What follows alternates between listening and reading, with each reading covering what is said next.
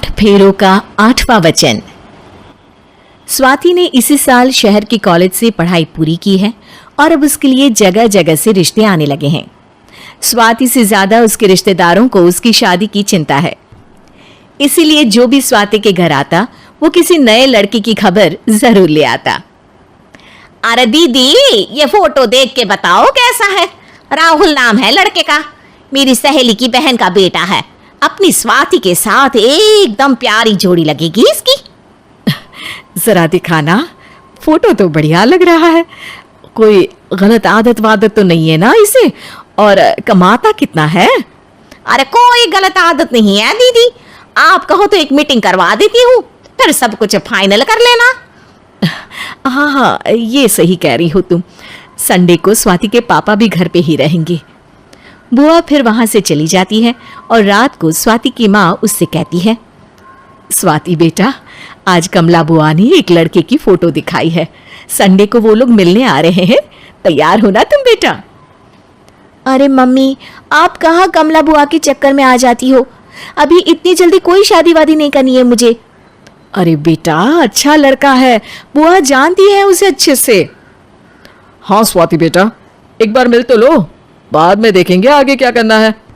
वैसे तो कमला रिश्ता लाई है तो मना करने का तो कोई सवाल ही नहीं उठता। संडे की सुबह होती है और कमला बुआ राहुल और उसके मम्मी पापा को लेकर स्वाति के घर आती है। अरे आइए आइए भाभी, इसे अपना ही घर समझिए। इनसे मिलिए, ये मेरे भैया और ये मेरी भाभी है। नमस्ते भाभी जी, ये है हमारा लड़का राहुल, सरकारी नौकरी की तैयारी कर रहा है ये। वैसे आपकी बेटी कहाँ है? अरे स्वाति बेटा, बाहर आ जाओ। वैसे कितनी पढ़ाई की है स्वाति ने? जी, पोस्ट ग्रेजुएट है हमारी बेटी साइंस में। ये सब तो ठीक है, पर घर संभालना जानती है या नहीं? हमें कौन सी इससे नौकरी करवानी है, नौकरी तो मेरा बेटा करेगा ही।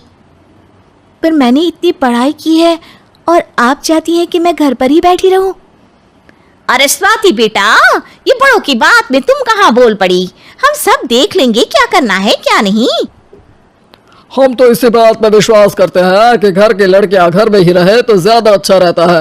वरना भाई साहब, आप तो आजकल के हाल जानते ही हैं, कितनी घटनाएं होने लगी हैं औरतों के खिलाफ। स्वाति बेटा, रसोई का काम तो पूरा जानती हो ना? शादी के बाद तुम्हें ही संभालना है वो सब। अरे बहुत अच्छा खाना बनाती है ये, आप सब लोग इसकी तारीफ करते नहीं थकेंगे। लो भाई, हो गई मीटिंग, अब शादी की तारीख फाइनल कर लेते हैं, क्यों भैया? भाई, हम तो पंडित जी से चर्चा करने के बाद ही तारीख फाइनल करेंगे। सालों से हम उनकी बातें मानते हुए आ रहे हैं। लड़के वाले और कमला बुआ की बातें सुनकर स्वाति एकदम नाराज हो जाती है और उसे लगने लगता है कि शादी के बाद उसे घर पर ही बैठना पड़ेगा। लेकिन घर वालों के आगे उसकी एक नहीं चलती और उसे शादी के लिए हाँ कहना पड़ता है। शादी का दिन आ जाता है और सब मंडप में जमा होते हैं।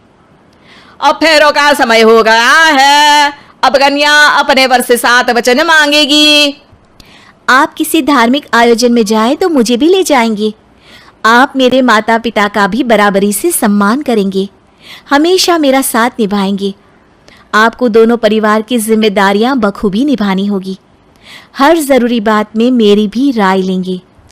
आप सभी गलत आदतों से दूर रहेंगे। आप मेरे अलावा किसी और औरत से कोई गलत संबंध नहीं बांधेंगे। ये 7 वचन पूरे हुए, वर क्या तुम्हें ये सारे वचन मंजूर है? जी हाँ पंडित जी, मैं सारे वचन अच्छी तरीके से निभाऊंगा। अरे वाह वाह, बढ़िया तरीके से सब काम संपन्न हो गया। तो इसी के साथ विवाह संपन्न हुआ और आज से ये दोनों पति पत्नी हुए। 1 मिनट पंडित जी, अभी एक वचन लेना बाकी है। अब कौन सा वचन है बेटा?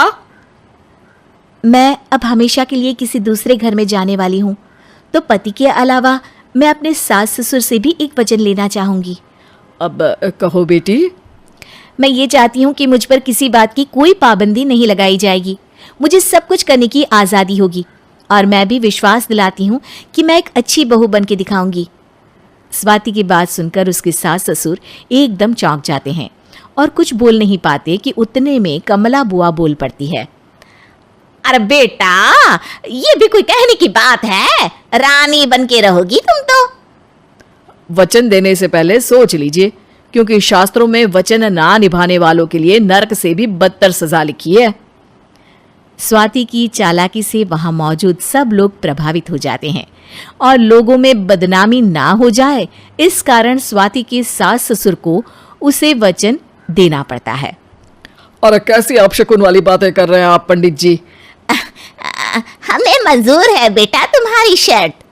स्वाति अपनी समझदारी से अपनी बात अपने ससुराल वालों से मनवा लेती है और खुशी खुशी राहुल से शादी कर लेती है।